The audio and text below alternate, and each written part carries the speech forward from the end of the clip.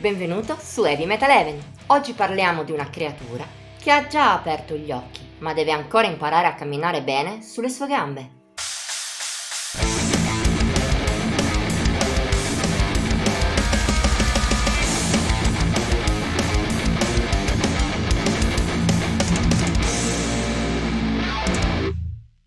Se si chiede a qualcuno di immaginare il golem, il gigante d'argilla della mitologia ebraica, è probabile che quasi chiunque avrà in mente l'immagine di un essere possente, ma lento e goffo.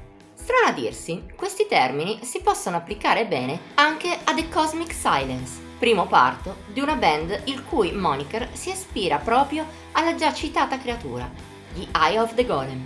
Nati a Bologna da una costola del gruppo hardcore punk Milk Snake, hanno esordito l'anno scorso con questo EP di 3 tracce più intro. Un EP che mostra appunto della musica con cui l'immaginario comune del golem si sposa bene, sia per stile sia per personalità.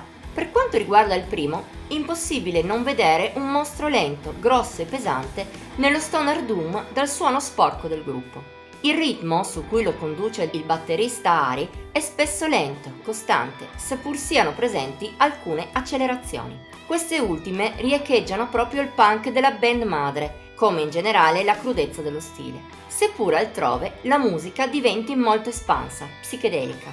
Nel complesso non c'è nulla di nuovo, ma la band si destreggia in maniera discreta, senza impantanarsi nelle peggiori banalità.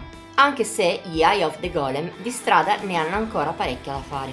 Sì, perché The Cosmic Silence per ora sembra molto acerbo. Al suo interno i bolognesi incappano in molti difetti. Oltre all'eccessiva lunghezza dell'intro, The Golem's Eye, anche un po' moscio, la maggior parte di essi sono udibili all'interno della successiva title track, che per buona parte della sua durata sembra senza direzione. Se molti dei riff, specie della branca più lenta e doom, sono validi, spesso essi si rivelano poco legati tra loro, specie negli scatti più veloci. Sono interessanti, ma non si inseriscono bene nel panorama generale. E gli sguaiati vocalizzi del cantante Alessandro, a tratti davvero troppo sopra le righe, non aiutano certo. Per fortuna, nelle altre 2 canzoni, gli Eye of the Golem mostrano di non essere solo immaturi. Il loro estro, già presente nella title track, può essere utilizzato in maniera più efficace.